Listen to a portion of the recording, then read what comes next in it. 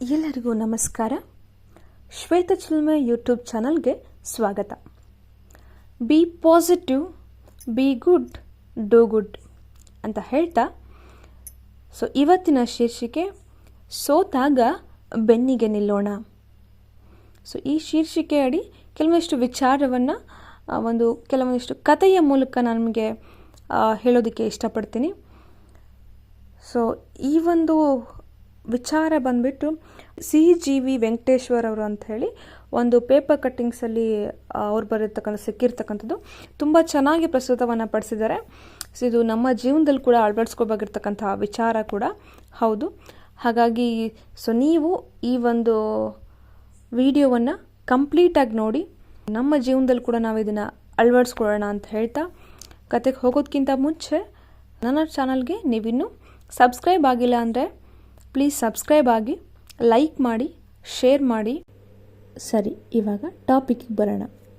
ನಾವೆಲ್ಲ ಹೇಗಪ್ಪ ಅಂತ ಹೇಳಿದ್ರೆ, ಯಾರೋ ಒಬ್ಬ ವಿದ್ಯಾರ್ಥಿ ಒಂದು ಟೆಸ್ಟ್ನಲ್ಲಿ ಕಡಿಮೆ ಅಂಕ ಪಡೆದ್ರೆ ಅಥವಾ ಒಬ್ಬ ನೌಕರ ಒಂದು ಟಾಸ್ಕ್ನಲ್ಲಿ ಕಡಿಮೆ ದಕ್ಷತೆ ತೋರಿದ್ರೆ ನಾವೆಲ್ಲ ಏನು ಮಾಡ್ತೀವಪ್ಪ ಅಂತ ಹೇಳಿದ್ರೆ, ಕೆಳಮಟ್ಟದ ಪರ್ಫಾರ್ಮೆನ್ಸ್ ಮಾಡುವವರು ಅಂತ ಹೇಳಿ ಅವರ ಹಣೆಪಟ್ಟಿಯನ್ನು ಕಟ್ಬಿಡ್ತೀವಿ.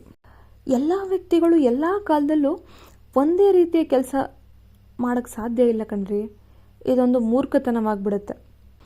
ಯಾಕಂತ ಹೇಳಿದ್ರೆ, ಥಾಮಸ್ ಆಲ್ವಾ ಎಡಿಸನ್ರವರು ವರ್ಷಗಟ್ಟಲೆ ಶ್ರಮಿಸಿ ಬಲ್ಬನ್ನು ಕಂಡುಹಿಡಿತಾರೆ.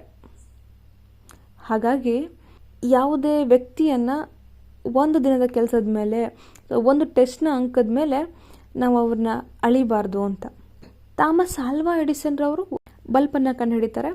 ಈ ರೀತಿ ಕಂಡು ಹಿಡಿದ್ಮೇಲೆ ಏನಪ್ಪ ಅಂತ ಹೇಳಿದ್ರೆ, ಅವರು ಅದನ್ನು ಮಹಡಿ ಮೇಲಿರ್ತಕ್ಕಂಥ ಹೋಲ್ಡರ್ಗೆ ಸಿಕ್ಕಿಸ್ಬೇಕಾಗಿರುತ್ತೆ. ಅದನ್ನು ಸಿಕ್ಕಿಸ್ಬಾ ಅಂತ ಹೇಳಿ ತನ್ನ ಸಹಾಯಕರಿಗೆ ಹೇಳಿ ಕಳಿಸ್ತಾರೆ. ಆ ಸಹಾಯಕ ಆಗಿರ್ತಕ್ಕಂಥ ಹುಡುಗ ಆ ಮೆಟ್ಟಿಲೇರಿ ಹತ್ಕೊಂಡು ಹೋಗಬೇಕಾದ್ರೆ ಅವನ ಕೈ ನಡುಗೆ ಏನಾಗ್ಬಿಡುತ್ತೆ ಅಂತ ಹೇಳಿದ್ರೆ ಬಲ್ಬು ಒಡೆದು ಹೋಗ್ಬಿಡುತ್ತೆ. ನೀವೆಲ್ಲ ಆಗಿದ್ರೆ ಏನೋ ಮಾಡ್ತಿದ್ವಿ ಅಂತ ಹೇಳಿದ್ರೆ, ಇಷ್ಟು ಕಷ್ಟಪಟ್ಟು ನಾನು ಮಾಡಿದ್ದೀನಿ, ಇಷ್ಟು ವರ್ಷ ತಗೊಂಡಿದ್ದೀನಿ ನಾನು ಅಂತ ಹೇಳಿ 4 ಬಾರಿಸ್ತಿದ್ವೇನೋ, ಮತ್ತು ಅವ್ನು ನಮ್ಮ ಕೈ ಉಳಿಯೋದು ಕಷ್ಟ ಆಗ್ತಿತ್ತೇನೋ. ಆದರೆ ಎಡಿಸನ್ ಸರ್ ಅವರು ಆ ರೀತಿ ಮಾಡಲಿಲ್ಲ. ಅವ್ರು ಸಿಟ್ಟು ಕೂಡ ಆಗಲಿಲ್ಲ. ಅವ್ರು ಮತ್ತೆ ಆ್ಯಸ್ ಯೂಶ್ವಲ್ ಮತ್ತೊಂದು ಬಲ್ಬನ್ನು ತಯಾರಿಸ್ತಾರೆ. ಅದಕ್ಕವರು ಪೂರ್ತಿ 24 ತಾಸು ಟೈಮನ್ನು ತೆಗೆದುಕೊಳ್ತಾರೆ. ಇದು ಎಲ್ಲ ಆದಮೇಲೆ, ಬಲ್ಬ್ ತಯಾರಾದಮೇಲೆ ಮತ್ತೆ ಅದೇ ಹುಡುಗನನ್ನು ಕರೆದು, ಈ ಸಲವೂ ನೀನೇ ಇದನ್ನು ಸಿಕ್ಕಿಸ್ಬರಬೇಕು ಅಂತ ಹೇಳಿ ಕಳಿಸ್ತಾರೆ. ಆಗ ಅಲ್ಲಿರ್ತಕ್ಕಂಥ ಉಳಿದ ಸಹಾಯಕರಿಗೆ ಒಂಥರ ಇರಸ್ಮುರ್ಸಾಗ್ತದೆ. ಈ ಹುಡುಗ ಮತ್ತೆ ಬಲ್ಬ್ ಹೊಡೆದ್ಬಿಟ್ರೆ ಈಗ ಇದನ್ನು ತಯಾರಿಸೋದಕ್ಕೆ 24 ಗಂಟೆ ತೆಗೆದುಕೊಂಡಾಗುತ್ತೆ ಅಂತ ಹೇಳಿ ಇವರಿಗೆ ಒಂಥರ ಭಯ ಶುರುವಾಗ್ತದೆ. ಅದಕ್ಕೆ ಎಡಿಸನ್ರವರು ಹೇಳ್ತಾರೆ, ನೋಡ್ರೋ, ಅಂಥ 1000 ಬಲ್ಬ್ಗಳನ್ನು 1000 ದಿನ ಕೆಲಸ ಮಾಡಿ ತಯಾರಿಸಿಬಿಡ್ಬೋದು. ಆದರೆ ಆ ಹುಡುಗನ ಆತ್ಮವಿಶ್ವಾಸ ನಾಶವಾಗಿಬಿಟ್ರೆ ಅದನ್ನು ಮತ್ತೆ ತುಂಬಿಕೊಡುವುದು ಸುಲಭವಲ್ಲ. ಎಂಥ ಮಾತಲ್ವಾ?